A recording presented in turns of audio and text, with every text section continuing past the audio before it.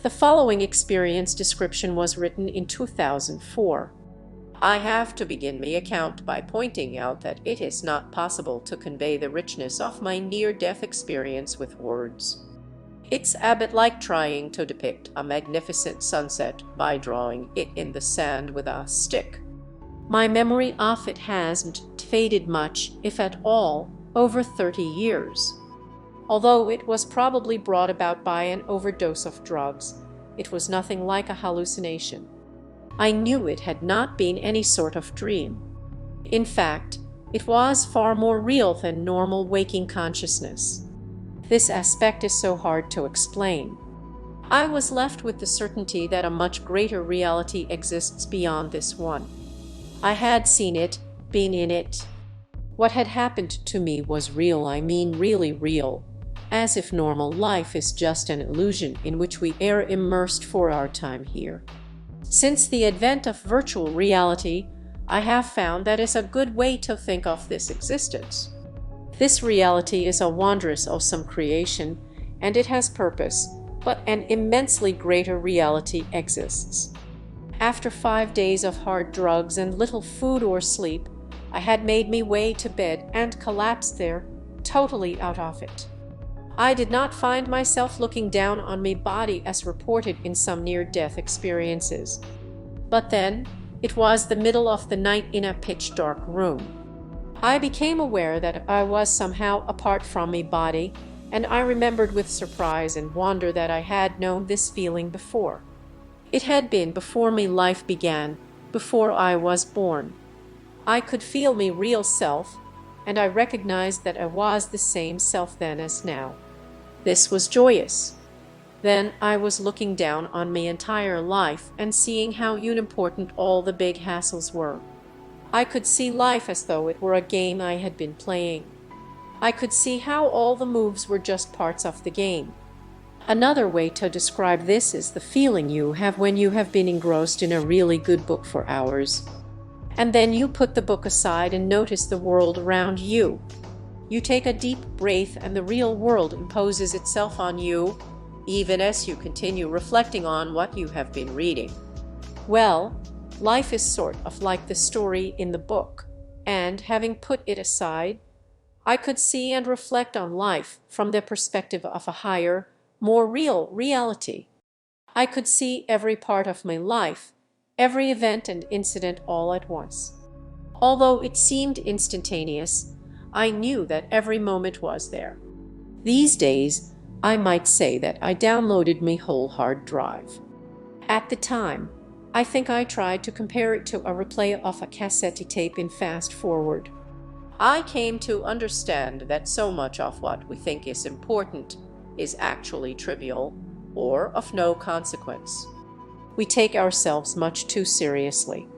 Then I was traveling down a tunnel. It didn't open up before me or draw me into it. I was just in it and really moving. I'm not sure how big it was. It seemed just big enough for me to travel through it. Although I felt like it was weightless, and falling there was no sense of up or down, just along. The tunnel was mostly dark, but I could sense the sides of it rushing past. I was facing forward the whole way through, if you can be said to face in any particular way without a body. The practical part of me was looking ahead for obstacles. The rest of me was thrilled by this exhilarating ride. I tried to reach out to touch the sides, but I didn't have hands. Well, not hands that I could use as brakes anyway. And yet I still had the form of my body. I felt like laughing at that. Words are so inadequate. I remember thinking that I should feel worried about hurtling along like this, and at the same time realizing that only my body could get hurt by an impact, and I had left it behind. It was a very quick journey. A light appeared up ahead. It was the end of the tunnel, and I rushed into it and out of the tunnel. There was no sensation of slowing down or coming to a stop. I was just there. I didn't even think to look back. I found myself in a beautiful place. In everyday terms, It was like a radiant, joyous landscape on a summer afternoon. But it was so much more. It was inexpressibly beautiful, serene, and delightful, with the most wonderful light pervading everything. Something like rolling hills with carpets of wild flowers. There were many other people there, and they were blissfully happy. I can't say how many. A multitude will have to do. I was doing so much more than just seeing this. I was feeling it all with senses unimaginable. Although I can't say who they were, I knew these people, these souls, and they knew me. They radiated love and welcome. They were like family, and we rejoiced in our reunion. It was rapturous. Although we didn't have physical bodies, we still looked the same because we still had the same form as bodies. We could also see our real true selves. We communicated perfectly without speech. Then a radiant being of pure light appeared in the distance, and I watched as it moved slowly among us. As it came closer, I remember thinking that I would not have been able to look at it with my physical eyes.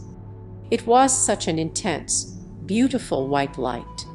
The light was 100 times, 1,000 times brighter than the sun. I was drawn irresistibly towards this being. I don't mean unwillingly. I wanted nothing else but to go to it, fall into it, and be embraced by it.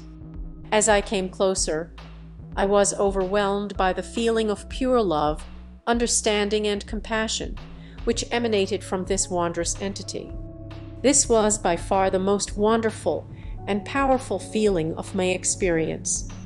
Nothing can truly describe it. This glorious, wonderful entity recognized me, understood perfectly every minute aspect about me, and poured love into me. The love was real, as much a force as a feeling, and immeasurable. Knowing every little thing about me and my life, and viewing it along with me, there was a lot of real amusement. This being has a personality. It is fun to be with, delightful, and it has a sense of humor. I never wanted to leave this divine presence, but somehow without explanation. But with perfect understanding, I knew that I had to go back, and I understood that this was good and right.